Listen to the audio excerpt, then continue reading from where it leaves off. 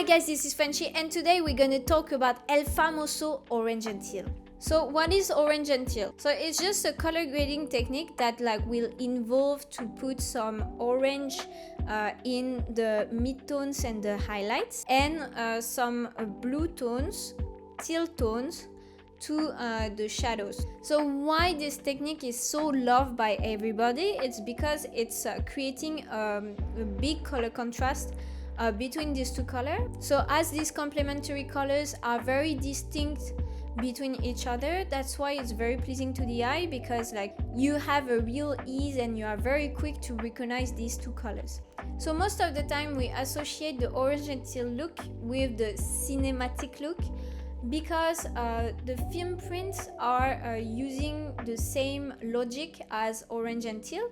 So there's some film print that will look very orangey tealy, because yes, I haven't tell you last week, but we were creating a very mild orange and teal look in our split tone tutorial, because orange and teal is using the same logic as split toning, which is splitting the luminance curve and the red channel, the green channel and the blue channel. So in this tutorial I'm going to show you 3 techniques that you can use to create your orange and teal. I leave you with the tutorial and let's jump right in.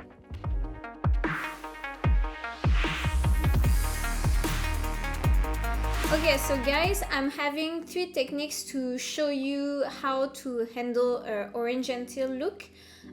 In these techniques, what I'm advising to you is for orange and teal, most of the time less is more. You don't want to spill so much teal in your image, or you don't want to spill so much orange in your image, because these two colors are complementary and very strong with each other. If it's not a bold choice to go to this kind of look, which is a very splashy orange and a very splashy blue, then I recommend you to go to more subtle ways of doing orange and teals. So I'm going to show you these techniques. So first of all, the first technique is actually using a film print, because the film print is using a split tone of the linear luminance curve, and so this split tone creates more cyany shadows and warmer midtones and highlights. So here we have our character. What we can do actually is going to our color management. We're gonna work in the Davinci white gamut color space, because it will give us more space to work around. In an orange and teal look, it's a bit more interesting to have a broader space, so then we can handle the colors as easy as possible. Like last week, we're gonna do IDT. So we're gonna take our color space transform, drop it here. This footage is a ARRI white gamut, and so we go Davinci. Okay, last week, just by mistake, I put saturation compression and luminance mapping. Just leave it to Davinci. You don't have to put luminance mapping and saturation compression. So ODT, we go from Davinci white gamut, Davinci intermediate, to a Rec 709, and then to imply our film print, we're gonna go to a C neon color space. So we go to C neon. So then after we can put our film lot, and this node's gonna be called film lot. Okay, film lot, we're just gonna go to our lots of film looks. So you have all these film looks in Davinci. They are for free, so you have a range from Kodak to Fujifilm, so Kodak and Fujifilm in Rec 709. And these film prints are arranged to kelvins. So D55 represents 5500 Kelvin, which is the warmest, and D65 represents 6500 Kelvin, which is the coldest. So then we can just pass our mouse to preview our lots, and if you see, for example, for this Kodak 2383 D65, you have blown blown highlights, but that's normal because film print like will increase the contrast. Then like I'm just gonna go around, so the Kodak is pretty nice. So this is like the D55, so which is warmer, you can see. And Fujifilm is also an orange and teal, but then like it's less bold as Kodak, but it can be useful, you know, in some cases.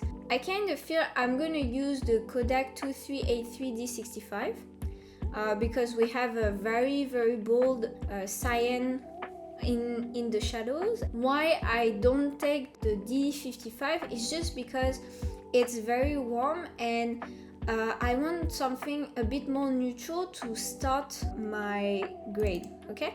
So then I'm just gonna apply the grade. So what we're gonna do is we're gonna do our adjustments in between our sandwich, okay? So I'm gonna create a node, a parallel, and here my primaries and here my secondaries, okay?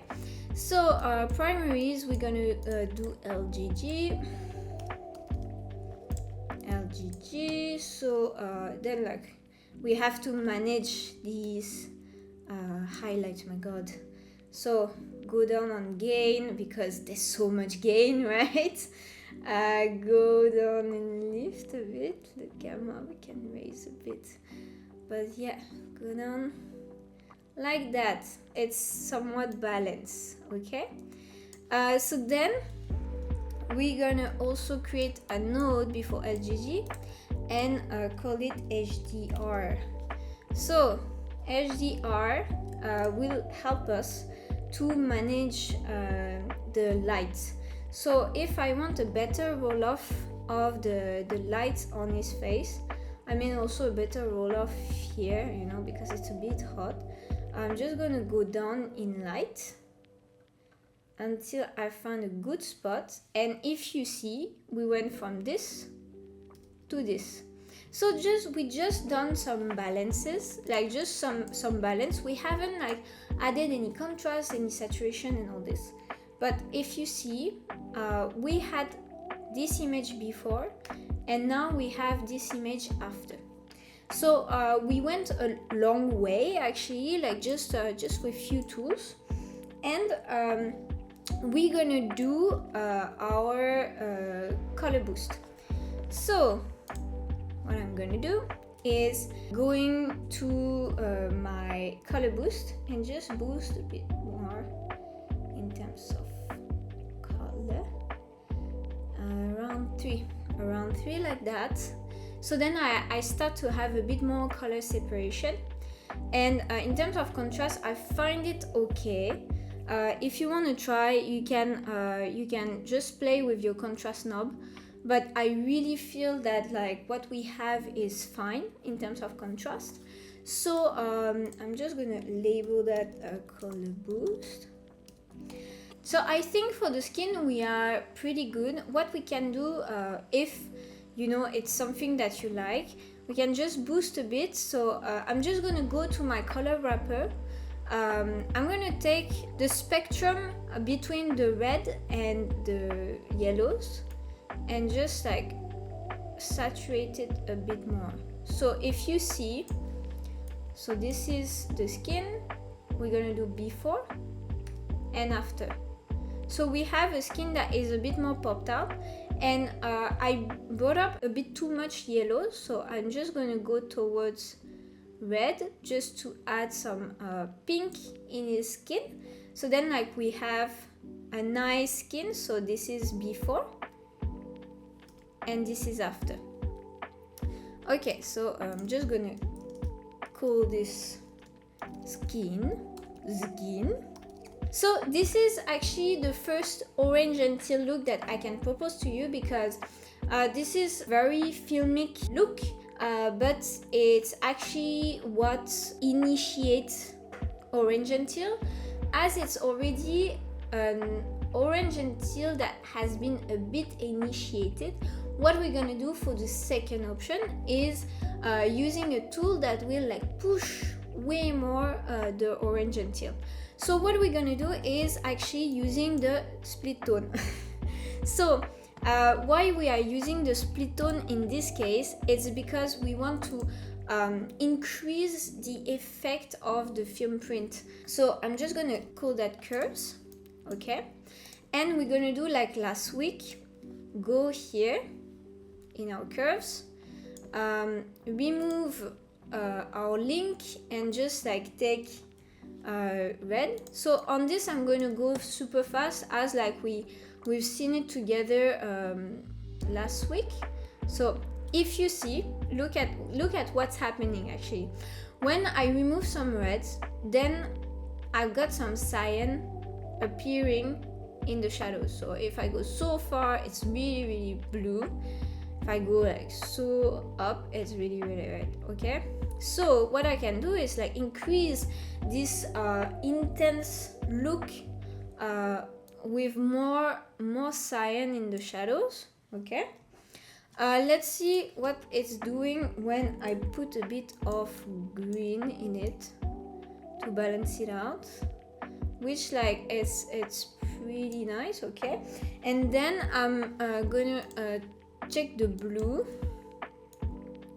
and see if I want something a bit more blue or cyan, but then like this color is fine for me.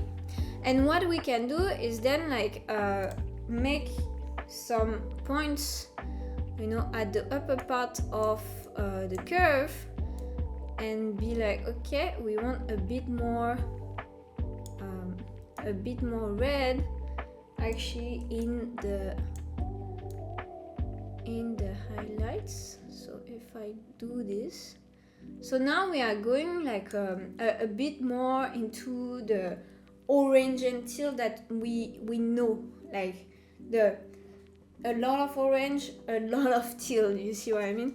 So which like creates this color contrast that we really like in the eyes. So we're gonna put a bit of green. So because I want my red not to be so red, I want it to be orangey, right?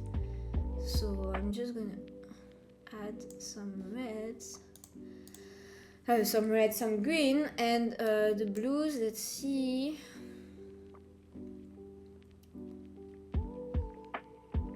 Yeah, and then okay, so this is our curves. So I'm gonna show you with the curves. This is before, this is after.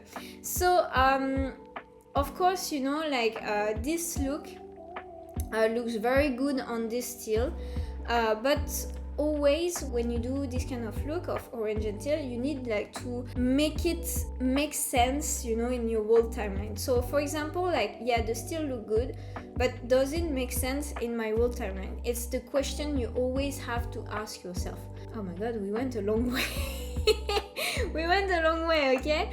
And so I'm gonna disable this node and we're gonna see another technique.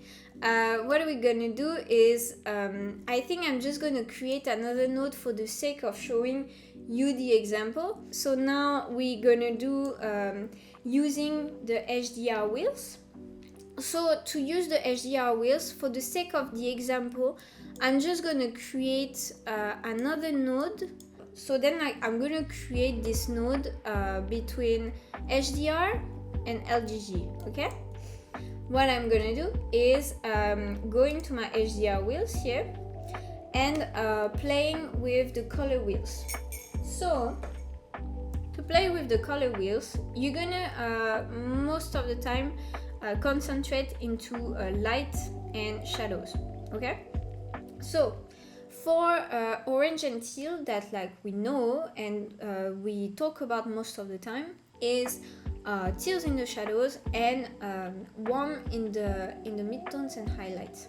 So we're gonna do some teal in the shadows, so some cyany tones in the shadows. So I'm gonna take my wheels in the shadows and go towards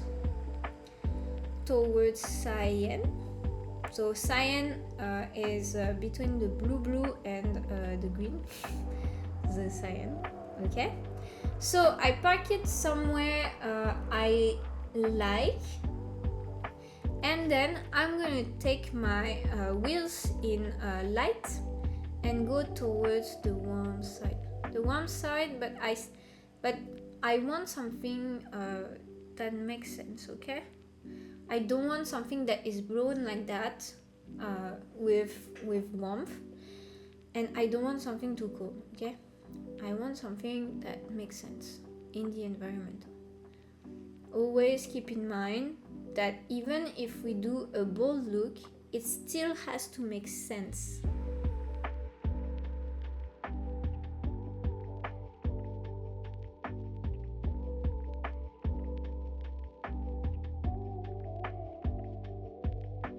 Okay, so I think that's fine like that. Why I don't go warmer? I don't want his skin to be too orange, and I don't want actually to lose details, in the image. So this would be, I think we're gonna do color HDR. Color HDR. Okay. So then we have this node. So now we take the steel. Okay. And we can compare with everything. Okay. So over here we have the Rec 709. This is actually the film print plus the balance of this film print, which is working in some of the cases. Don't forget that next to each other as a steel is not so poppy and so pleasing anymore, but it can make sense to a timeline. It can make sense to a project to be like that. Remember this.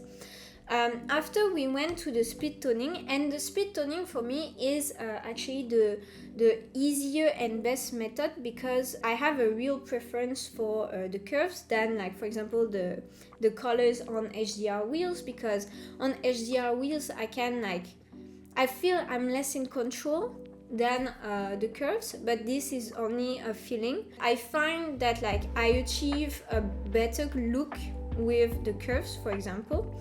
And after we have the HDR wheels, the color on the HDR wheels, where actually we can push this orange and teal look. These looks are actually not good or bad.